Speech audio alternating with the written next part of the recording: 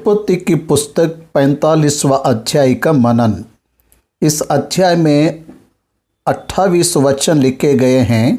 इस अध्याय का विवरण यह है कि यूसुफ का भाई यहूदा बिन्यामीन के दान की बोरी में यूसुफ के चांदी का बर्तन मिलने के संदर्भ में यूसुफ से बातचीत करते हुए, वृद्धावस्था में रहने वाला मेरा पिता दुख के साथ अधोलोक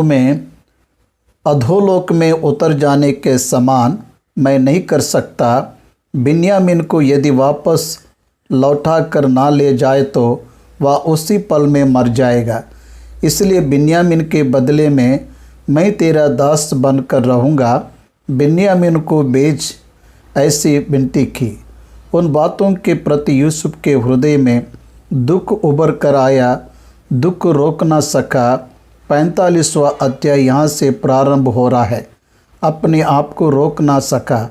ऐसा प्रारंभ होकर यूसुफ का पिता याकूब, उसका पुत्र जीवित है, इस विषय को जानने पर यह अध्याय समाप्त होता है। इस अध्याय में हमें ये बताया गया है कि यूसुफ अपने आप को मैं यूसुफ हूँ करके उसके भाइयों को अपना परिचय दिया। वह बहुत ही घबरा गए।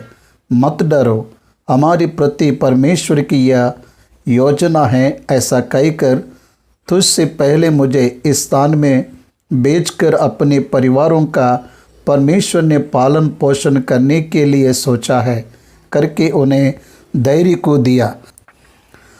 उसके बाद तुम जाकर अपने पिता याकूब को तुरंत ही यहाँ ले आओ, तुम्हारी परिवारों का मैं पालन पोषण करूँगा करके ऐसी वाचा बांधी। बिन्यामीन को गले से लिपटा कर चूम कर रोया। वे सभी रोने लगे। वे सभी रोकर उसके बाद जैसा यूसुफ ने बताया अपने पिता के पास जाने के लिए निकले हैं। यूसुफ उन्हें धान बेंटों को, उन सभी परिवारों के लोगों को वापस लौटा ले आने के लिए आवश्यक वाहनों को, व्हीकल्स को, साधनों को दिलाकर मार्ग में कोई कमी ना हो करके बताकर बिन्यामीन को अपने पास ही रखकर पिता याकूब के पास उन्हें भेज दिया। तो याकूब ने उनकी बताई हुई बातों का विश्वास नहीं किया। तेरा पुत्र जीवित है, वह मिस्र में प्रभुता कर रहा है, ऐसा बताने पर विश्वास न किया। परंतु यूसुफ ने याकूब के लिए भेजे हुए साधन, वाहन, व्हीकल्स, गिफ्ट्स देखने पर विश्वास किया। मुझे यही काफ़ी है, मेरा पुत्र जीवित है, तुरंत ही मैं जाकर उसे देखूंगा, ऐसा सोचा। वहाँ से बेशरबा को गया। बेशरबा में परमेश्वर उसके सामने प्रकट होकर मिस्र में जा, मैं भी तुम्हारे साथ आ रहा हूँ, ऐसा बताया। 45वां अध्याय में ये हमारे लिए मूल विवरण है। पहले वचन से पढ़ेंगे। तब यूसुफ उन सब के सामने जो उसके पास खड़े थे अपने को और रोक ना सका और पुकार के कहा, मेरे आसपास के सब लोगों को बाहर कर दो। भाइयों के सामने अपने आप को प्रकट करने का समय यूसुफ के संग और कोई नहीं रहा। देखिए, यूसुफ इब्री है या मिस्र का अधिकारी है। उनके भाई उसके सामने खड़े रहने पर अपने आप को रोक ना सका। अपने आप को रोक ना सके हुए यूसुफ ने अपने परिवार को छोड़कर वहाँ पर रहने वाले लोगों को बाहर भेज दिया। पुकार के कहा कि सभी को बाहर भेज दो, इनके सिवा वहाँ पर कोई नहीं रहना चाहिए। सभी को बाहर भेजने को कहा। उनके जाने के बाद अपने आप को प्रकट कर रहा है। उस प्रकार से प्रकट करने पर वह चिल्ला कर रोने लगा। मिस्रियों को, फिरौन के घर के सभी लोगों को उसका रोना सुनाई दिया। तब यूसुफ अपने भाइयों से कहने लगा, मैं यूसुफ हूँ, क्या मेरा पिता अब तक जीवित है? इसका उत्तर उसके भाई ने दे सके क्योंकि वे उसके सामने घबरा गए थे। देखिए, प्रभु यीशु मसीह के पुनरुत्थान होने के बाद उसके भाई प्रेरितों के सामने प्रकट होने पर मृत्यु पर विजय पाकर जी उठकर उनके सामने खड़े हुए यीशु मसीह को देखकर वे सभी घबरा गए। यूसुफ मरकर जी उठने वाली ये पद्धति हमें ये छाया के रूप में मसीह को स्मरण करवाते हुए बताया गया है। यूसुफ मुर्दों में से जी उठा है क्या? नहीं तो, परंतु मुर्दों में से जी उठने के समान ही है। मर गया अब नहीं है करके सोचा हुआ भाई महान आदर के साथ महिमा के साथ प्रकट हुआ। प्रभु यीशु मसीह भी क्रूस के दिन यहूदियों के द्वारा तिरस्कार किया गया और रोमियों के द्वारा भयानक रीति से मारा गया है ना। उस प्रकार का व्यक्ति महान प्रभाव से जी उठकर दिखने पर चेले भी चौंक गए, बात न कर पाए, उत्तर नहीं दे पाए, घबरा गए। मुझे वह संदर्भ याद आ रहा है। फिर यूसुफ ने अपने भाइयों से कहा, मेरे निकट आओ। यह सुनकर वे निकट आए। फिर उसने कहा, मैं तुम्हारा भाई यूसुफ हूँ, जिसको तुमने मिस्र के आने वालों के हाथ बेच डाला था।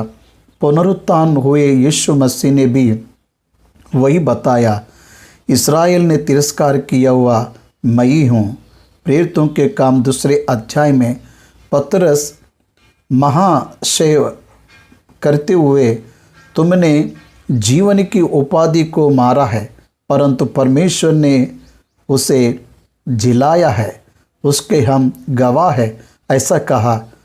अपने आप को ऐसा रिसरेक्शन प्रकट करते हुए कह रहा है, अब तुम लोग मत पछताओ और तुमने जो मुझे यहाँ बेच डाला उससे उदास मत हो, क्योंकि परमेश्वर ने तुम्हारे प्राणों को बचाने के लिए मुझे आगे से भेज दिया है। क्योंकि अब 2 वर्ष से इस देश में अकाल है, अब 5 वर्ष और ऐसे ही होंगे। इसलिए ये story of resurrection, story of renewal with brothers, ये प्रभु यीशु मसीह के मरकर पुनरुत्थान होने के बाद कलीसिया से एक होकर फिर से वह परमेश्वर की इच्छा को पूरा किया हुआ दृश्य का अच्छा उदाहरण दिखाई देता है। तुमने मुझे बेच डाला, इससे उदास मत हो, पछताओ मत, क्योंकि परमेश्वर ने हमें जिलाने के लिए ही मुझे यहाँ पर भेजा है। तुम्हें आश्चर्य रीति से बचाकर देश में तुम्हें शेष रीति से बनाए रखने के लिए, प्राण से बचाने के लिए परमेश्वर ने तुमसे पहले मुझे भेजा है। इसलिए परमेश्वर ने ही भेजा है, परंतु तुमने नहीं। Right understanding about the condition, घटित हुए परिस्थितियों के विषय में यूसुफ ने सही सोच को व्यक्त किया। मुझे भेजने वाले तुम नहीं हो, परमेश्वर ने ही भेजा है। अर्थात तुमने मुझे नहीं भेजा तो फिर किसने भेजा? भौतिक रीति वे भेजने वाले दिखते हैं, फिर भी आत्मिक रीति से बिना परमेश्वर की इच्छा वह संभव नहीं होता। इसलिए परमेश्वर ने ही भेजा है। तुम्हें वहाँ पर व्यक्तियों के रूप में इस्तेमाल किए हैं, इसलिए तुमने मुझे भेजी हुई बात वास्तविक होने पर भी परमेश्वर ने ही मुझे यहाँ भेजा है, या इससे भी बड़ा वास्तव है। समझ रहे हो क्या? गड्ढे में डाला गया, बेचा गया, बंदी गृह में डाला गया, अपमान को सहा, ये सब हुआ है क्यों? परमेश्वर की तैयारी है, इसलिए हुआ है।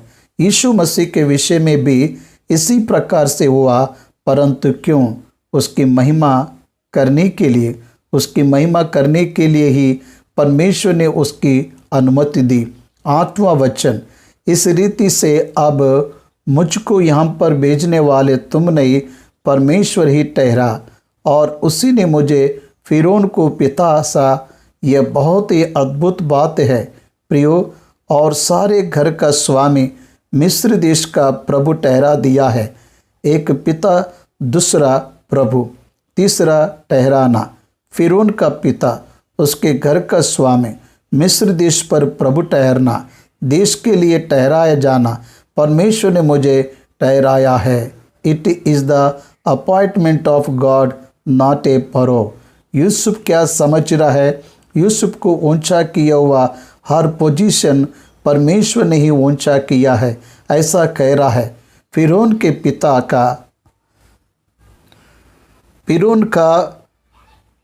पिता का सा उसके घर के स्वामी का मिस्र देश का प्रभु ठहराया जाना, it is the appointment of God not by human being. आज इस प्रकार की सोच आप में है क्या?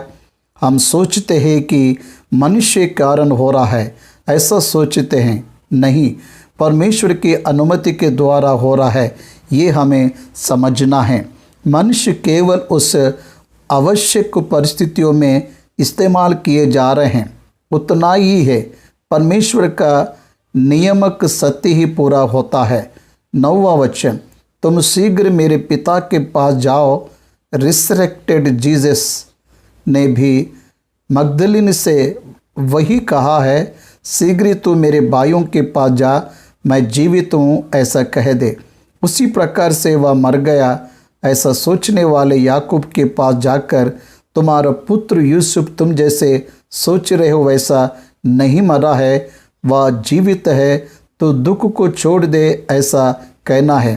तो शीघ्र ही जा। मगदलीनी मरियम से शीघ्र ही जा ऐसा कहा। उसी प्रकार से यहाँ पर भी सो शीघ्र मेरे पिता के पास जाकर कहो, तेरा पुत्र यूसुफ इस प्रकार कहता है कि परमेश्वर ने मुझे सारे मिस्र का स्वामी ठहराया है, इसलिए तू मेरे पास बिना विलंब किए चला आ। मेरे पास बिना विलंब किए चले आ। यूहन्ना सुसमाचार के 14वां अध्याय में, मैं तुम्हारे लिए स्थान तैयार करने जा रहा हूँ, मैं आकर तुम्हें वहाँ पर ले जाऊँगा ऐसा कहा। अर्थात कलीसिया के प्रति परमेश्वर की इच्छा है कि प्रभु की उपस्थिति में कलीसिया को ले जाना है। उसी प्रकार से यहाँ पर मिस्र देश को ले जाना ये परमेश्वर की इच्छा है। इसलिए कह रहा है, परमेश्वर ने मुझे सारे मिस्र देश का स्वामी ठहराया है। मिस्र देश अन्य देश है, फिर भी उस देश की प्रभुता उस देश का स्वामी यूसुफ है। यह परमेश्वर ने नियमित किया हुआ है, फिरौन ने नियमित किया हुआ नहीं है। फिरौन के नियमित किए बिना वह हो ही नहीं सकता। परमेश्वर को पता है कि फिरौन नियमित करेगा। समझ रहे हो क्या?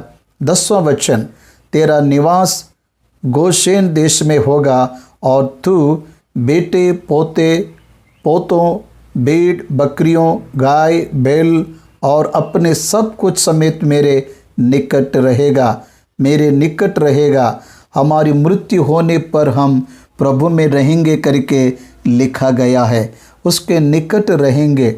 अभी शरीर में रहते हुए दूर है, परंतु पौलुस जी ने लिखा है कि मरने पर हम उसके निकट रहेंगे।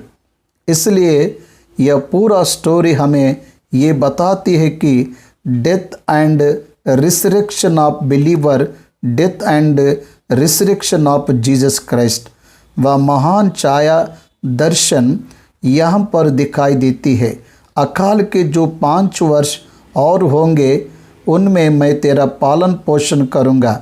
ऐसा ना हो कि तू और तेरा घराना वरन जितने तेरे हैं सो भूखे मरे, ऐसा मैंने कहा है करके बताइए। हम जब प्रभु पर विश्वास रखते हैं, फिलिपियों 4:19 के अनुसार हर आवश्यकताएं भी उसकी महिमा में पूरी की जाएगी। और उसी प्रकार से यूसुफ वाचा बांध रहे, तुम भूखे ना मरो, इसलिए मैं तुम्हारा पालन पोषण करूँगा। आपको एक गवाही बताना है। आज मेरे रिकॉर्डिंग के आने से पहले कार्यालय में बहुत आर्थिक आवश्यकता थी। आज परमेश्वर ने आश्चर्य रीति से मेरे फ़ोन में एक नोटिफिकेशन आया था। देखे तो somebody has sent 5,000 rupees। मेरे बगल में ही मेरे बगल में ही हमारे ऑफिस के मैनेजर बैठे हैं। मैंने उनसे कहा, भाई परमेश्वर कितना प्रेमी है। He knows all our needs. उसको हमारी सारी आवश्यकताएं पता है। उसने सहायता भेजा है। किस भाई के द्वारा भेजा है मुझे नहीं पता, फिर भी सहायता मिली है। वही वाचा उन दिनों में यूसुफ के पास, यीशु मसीह के पास, आज हमारे पास भी पूरी हो रही है। चाहे पीढ़ियां बदले तो भी ना बदलने वाला परमेश्वर अपने बच्चों के पक्ष में वह कार्य कर रहा है। अकाल के साल आएंगे, परंतु भूखे ना मरते हुए तुम्हें बचाता है। इसका अर्थ क्या है?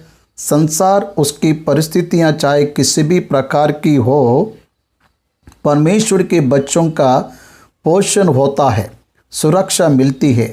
मर्दकै ने एस्तेर से वही कहा, इस दिन यदि तू क्रिया ना दिखाए तो इस्राएल को सहायता कई ओर से मिलेगी।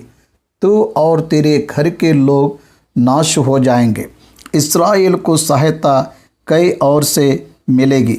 They will not be neglected by God. वे परमेश्वर के द्वारा अनदेखी नहीं किए जाएंगे। परमेश्वर उनके पक्ष में लक्ष्य को रखेगा। परमेश्वर उनका पोषण करेगा। इस्राएली की प्रजा जंगल के मार्ग में रहने पर 40 साल उनका पोषण किया। मन्ना के द्वारा पोषण किया। उन्हें स्वास्थ्य को देकर पोषण किया। उनकी सुरक्षा करके पोषण किया। परमेश्वर को समझिए, भूखे ना मरने योग्य पोषण करता है। सिंह के बच्चों को तो भी गति में हो सकती है, परंतु मेरा सेवक भूखा ना रहेगा, ऐसा लिखा है। राजा लोग कमी गति में रहेंगे, परंतु मेरा सेवक भूखा ना रहेगा। मेरे बच्चे कभी भूखा ना रहेगा। हाँ, आहाब ने अपने वस्त्र को फाड़कर उसके देश में रहने वाले अकाल के लिए रोया है। आहाब को चेतावनी दिए हुए एलिया ने 3 साल समृद्धि के साथ भोजन किया। परमेश्वर कह रहा है कि भूखे ना मरते हुए तेरा पोषण करूँगा।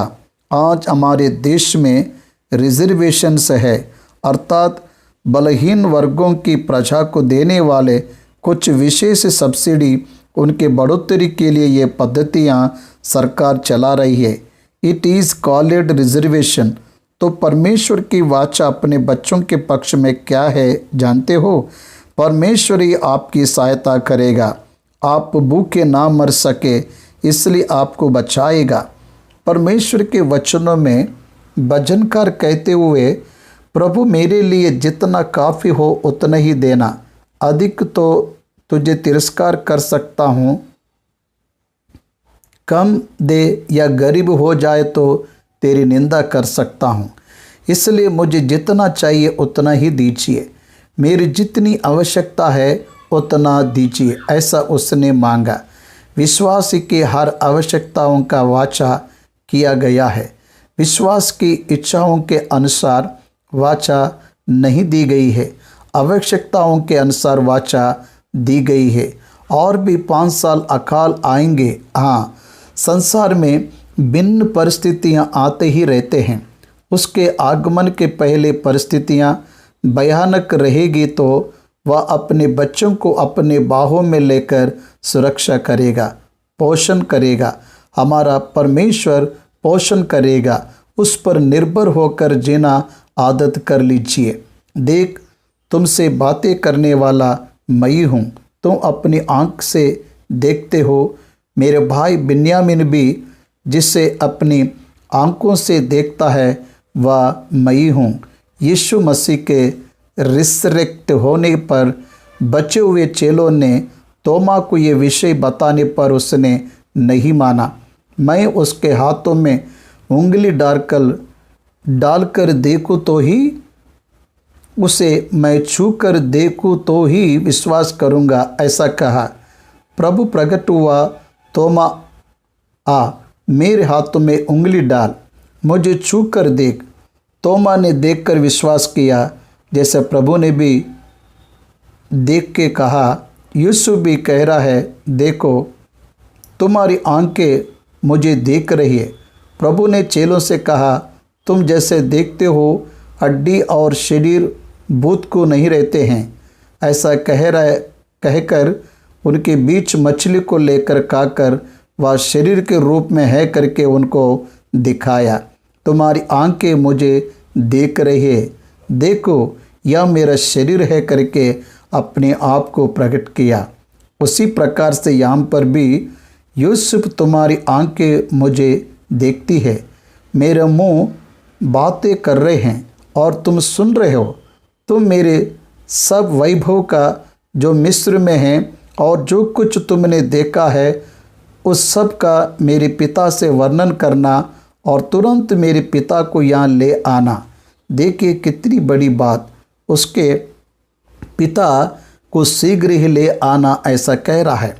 मिस्र देश में परमेश्वर ने मुझे दिए हुए सब वैभव को जो तुमने देखा है उसे जाकर बता दो ऐसा कहा।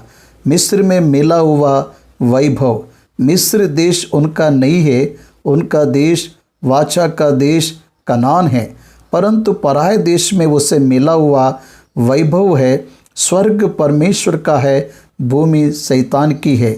इस भूमि पर विश्वासी के रूप में आपको मिलने वाला वैभव परमेश्वर का दिया हुआ ही है। ये वैभव परमेश्वर ने दिया हुआ वैभव है। यह वैभव संसार ने माना हुआ वैभव है। इसलिए विश्वासियों को संसार का क्यों जानेगी, नहीं जानेगी, परंतु विश्वासियों को संसार जान सके ऐसा परमेश्वर करता है। अविश्वासी विश्वासियों का आदर करे ऐसा परमेश्वर करता है। यह संभव हुआ है। मूसा के समय में मिस्र के पूरे देश में मूसा प्रसिद्ध हुआ ऐसा लिखा गया है। यस, अन्य देश में मूसा प्रसिद्ध हुआ, अन्य देश में यूसुफ प्रसिद्ध हुआ, अन्य देश में इसहाक प्रसिद्ध हुआ, अन्य देश में इब्राहिम प्रसिद्ध हुआ। समझ आ रहा है क्या? आपका परमेश्वर आप जिस स्थान पर हो, चाहे आप अकेले हो, आपको आदर के योग्य बना सकता है। मैं सोचता हूँ, स्पष्टता से सोचता हूँ, मैंने सोचे हुए 50 भाषाओं में मैं बाइबल का A to Z ले आ सकूं तो पूरा विश्व मुझे जानेगा। एक प्रमुख परमेश्वर के सेवक के रूप में मेरे अंत को और मुझे ये संसार जानेगा, यह मुझे समझ आया है। भाइयों और बहनों, and what about you my friend, आपके विषय में परमेश्वर आपको संसार में ऊंचा करके दिखाएगा, ये आप जान रहे हो क्या? यदि आप उसके हाथों में स्थिर हो गए हो तो आप बलवान व्यक्ति के रूप में बढ़ोगे। समस्त आदर प्रभाव परमेश्वर आपको देगा। मिस्र देश में यूसुफ ने क्या पाया है करके आदर मिला है, परमेश्वर की आत्मा के द्वारा आदर मिला। Not by his education, not by is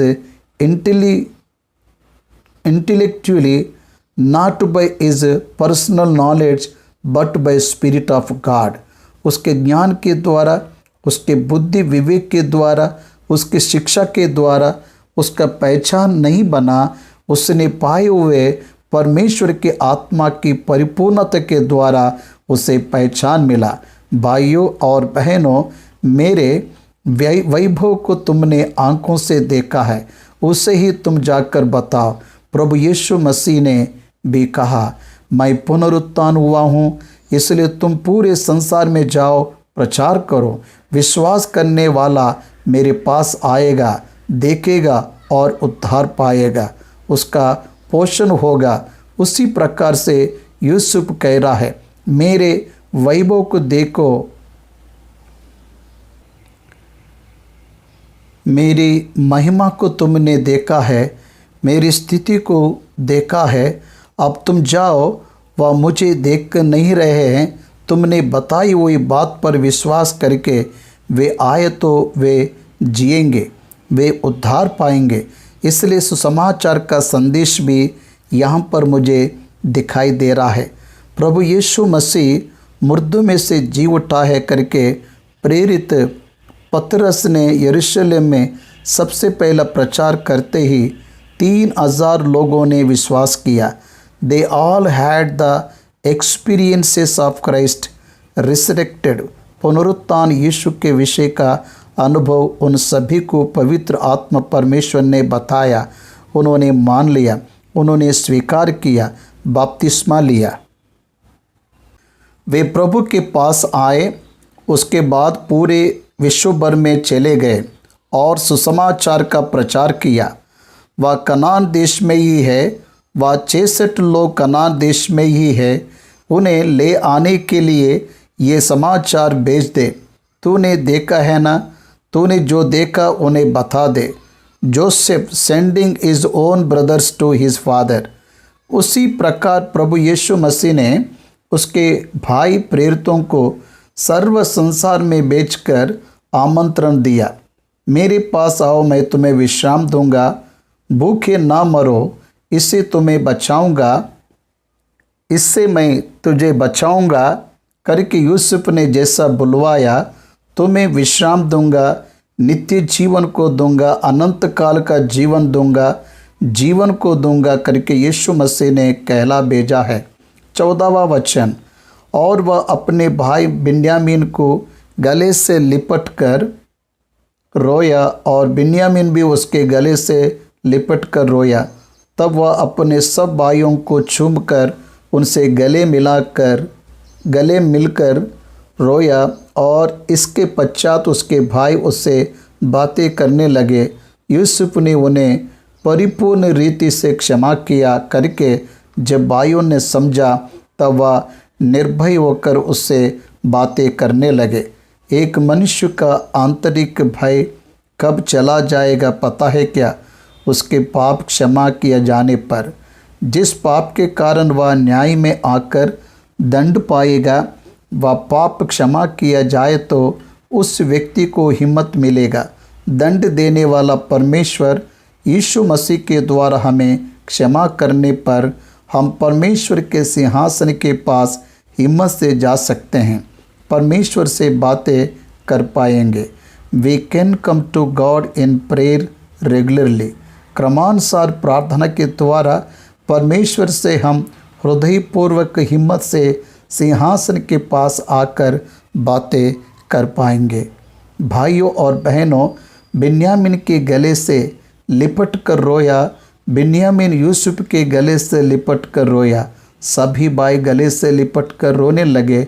देखिए, उन्हें लिपटा लिया, उनसे प्रेम किया, उन्हें क्षमा किया। वे आश्चर्यचकित होकर उस प्रकार से देख रहे हैं। 16वें वचन से वचनों को देखेंगे। यूसुफ के भाई आए हैं, यह विषय फिरौन के घर वालों को पता चली। अब फिरौन के घर वालों के पता चलने के बाद परिस्थिति कैसी है, 16वां वचन से इसका विवरण है। इस बात की चर्चा की यूसुफ के भाई आए हैं, फिरौन के भवन तक पहुंच गए। फिरौन के घर और यूसुफ के घर के समीप क्वार्टर्स होना चाहिए, वेरी नियर बाई क्वार्टर्स। इसलिए यूसुफ का रोना भी फिरौन के घर में सुनाई दिया। यूसुफ के भाई आए हैं, ये भी फिरौन के घर सुनाई दिया है। सुनाई दे सके इतनी दूर में फिरौन का घर है करके हमें समझ आता है। इसलिए वह पूरा एक कॉम्प्लेक्स हो सकता है। फिरौन के कर्मचारी प्रसन्न हुए। फिरौन के कर्मचारी फिरौन के घर वालों को यूसुफ के भाई आए हैं हमारे देश में, ऐसा कहने से वह बहुत प्रसन्न हुए, क्योंकि एक परमेश्वर की आत्मा को रखने वाला ही इतनी आशीष पाया है। तो बचा हुआ परिवार आ गए तो और आशीष मिलेगी, इस भावना में वह रहते होंगे। सो फिरौन ने यूसुफ से कहा, अपने भाइयों से कहा कि एक काम करो, अपने पशुओं को लाद कर कनान देश में चले जाओ और अपने पिता और अपने घर के लोगों को लेकर मेरे पास आओ, और मिस्र देश में जो कुछ अच्छे से अच्छे हैं वह मैं तुम्हें दूंगा और तुम्हें देश के उत्तम से उत्तम पदार्थ खाने को मिलेंगे। आज आज्ञा जारी कर रहे हैं। यूसुफ उन्हें आमंत्रित करना एक तरफ है तो यूसुफ को नियमित किया हुआ फिरौन भी उन्हें आमंत्रण दे रहा है। तुम जाओ, इस बार वाहनों को ले जाओ। कुछ समय में वे गधों पर गए थे, अब उस प्रकार से गधे नहीं। फास्टेस्ट कम्युनिकेशन, फास्टेस्ट ट्रांसपोर्टेशन, वाहनों को ले जाओ, पूरा परिवार निकल कर आ जाओ, हमारे देश के अच्छे जगहों पर निवास करो, श्रेष्ठ वस्तुओं को तुम्हें मेरे द्वारा पाओगे, आ जाओ करके आमंत्रित कर रहे हैं। 19वां वचन, और तुझे आज्ञा मिली है, तुम एक काम करो कि मिस्र देश से अपने बाल बच्चों और स्त्रियों के लिए गाड़ियां ले जाओ और अपने पिता को ले आओ और अपनी सामग्री का मोह न करना, क्योंकि सारे मिस्र देश में जो कुछ अच्छे से अच्छे हैं सो तुम्हारा है। इस्राएल के पुत्रों ने वैसे ही किया और यूसुफ ने फिरौन की मान के उन्हें गाड़ियाँ दी। आप देखिए यहाँ पर अपने पिता को ले आओ ऐसा कह रहा है। वास्तविकता में यूसुफ अपने भाइयों को टेम्पररी नॉट पर परमानेंट स्टे कुछ दिनों तक रहने के लिए बुला रहा है, परंतु फिरौन उन्हें हृदयपूर्वक आमंत्रण कर रहे हैं। उसके बाद तुम्हें आज्ञा जारी की है वैसे ही करो। यूसुफ ने केवल बताया, परंतु फिरौन ने तो आज्ञा जारी किया। यू मस्ट डू दिस, तुम्हें इसे निश्चय करना है, तुम्हें जाना है, अपने पिता को ले आना, वाहनों ले जाओ। फिरौन की माता फिरौन की बात मानकर यूसुफ ने अपने भाइयों के लिए वाहनों की व्यवस्था की। देखिए, परमेश्वर का अनुग्रह आए तो कितना उभर जाता है। उस देश का राजा ही उन्हें आमंत्रित करते हुए उनकी आवश्यक दान के साथ उनके लिए आवश्यक वाहनों की भी व्यवस्था की। राजा ने चाहा तो मार की कमी, ऐसी एक तेलुगु में कहावत है। राजा फिरौन ने चाहे तो वाहनों की क्या कमी होगी, जितने वाहन चाहिए उतने वाहन दिए जाते हैं। इसलिए यूसुफ ने उन्हें फिरौन के मान के वाहनों को दे दिया, मार्ग में खाने के लिए भोजन दिया, वस्त्र एक एक जोड़ा वस्त्र दिया। बिन्यामीन को 300 रुपये के टुकड़े और 5 जोड़ी वस्त्र दिए। अपने पिता के पास उसने जो भेजा वह यह है, अर्थात मिस्र की अच्छी वस्तुओं से लदे हुए 10 गधे और अन्न और रोटी, और उसके पिता के मार्ग के लिए भोजन वस्तु से लदी हुई 10 गधियाँ, 10 गधों के ऊपर श्रेष्ठ वस्तुएं और 10 महिला गधों के ऊपर भोजन वस्तुएं। उसके पिता की इच्छा के अनुसार देश में जो श्रेष्ठ है भोजन वस्तुएं सभी को देकर भाइयों को आगे बढ़ाकर उनके निकलते समय एक बात बताए, मार्ग में कहीं झगड़ा ना करना। ये बात बहुत ही आवश्यक बात है प्रियो। मार्ग, दे आर ऑन जर्नी, वे यात्रा में हैं, यात्रा में झगड़ा ना करना, मार्ग में झगड़ा ना करना।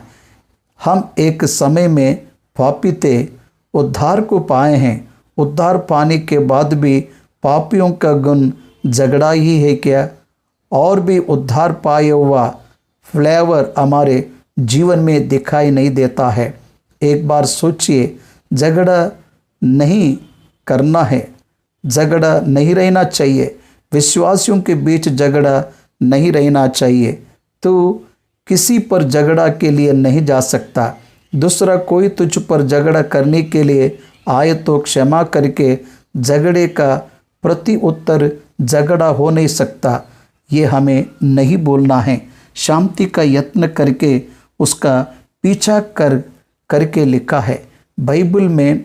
इसलिए हम बहुत से संदर्भों में भाइयों से बहनों से झगड़ा आते रहते हैं, तब हमें बुरा नहीं मानना है।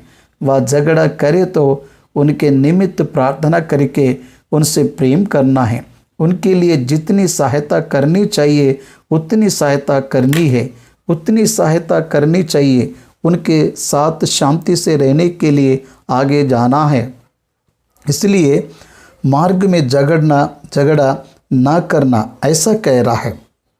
आप एक बार ध्यान दीजिए, आयु में छोटा बड़ों से कह रहा है, छोटे बड़े का अंतर नहीं है, बड़े भी इमोशनल है, छोटे भी इमोशनल है, सबकी भावनाएं समान ही है।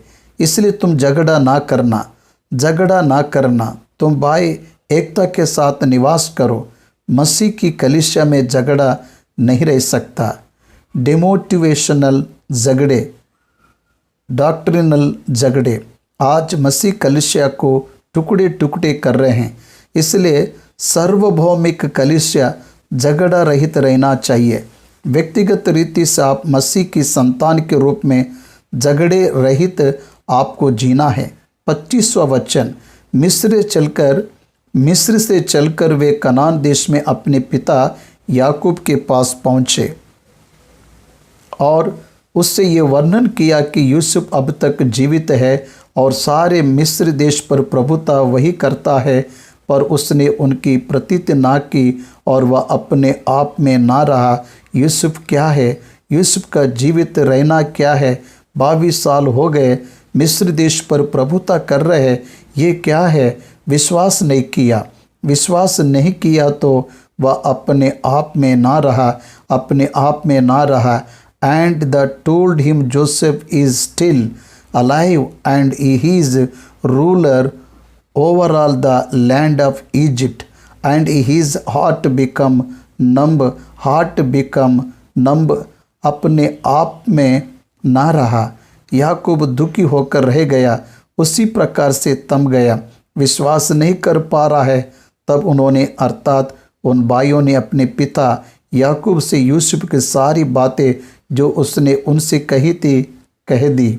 जब उसने उन गाड़ियों को देखा जो यूसुफ ने उसके लिए आने के लिए भेजी थी, तब उसका चित्त स्थिर हो गया। देख रहे हो ना वचनों को, याकूब का चित्त स्थिर हो गया, याकूब का मन स्थिर हो गया। 22 साल का दुख एक ही पल में निकल गया। That is the power in new सब रिसरेक्शन।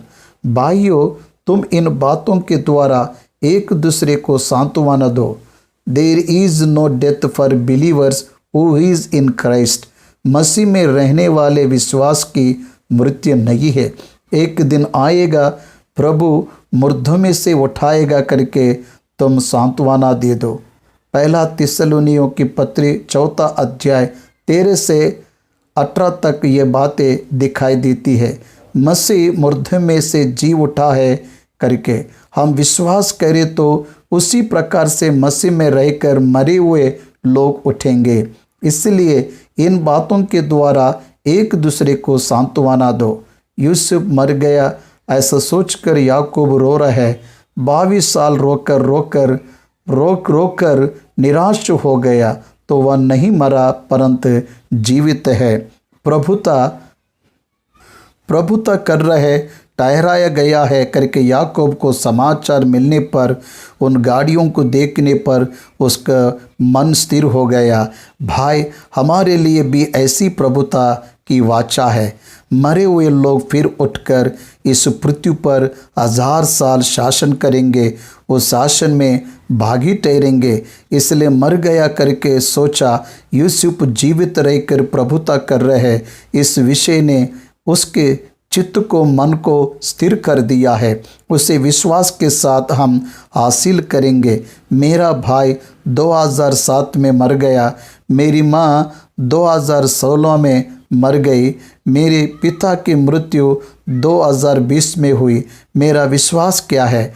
मैं बहुत दुखी हुआ तो दुख के निवारण के लिए वचन ये बताती है कि एक दिन वे फिर वापस आएंगे। मैं उन्हें अपनी आंखों से देखूंगा, उन्हें शरीर के साथ देखूंगा। वे राज करते हुए आएंगे, वे प्रभु के साथ प्रभुता करने वाले रहेंगे। ये बातें मुझे सांत्वना देती है।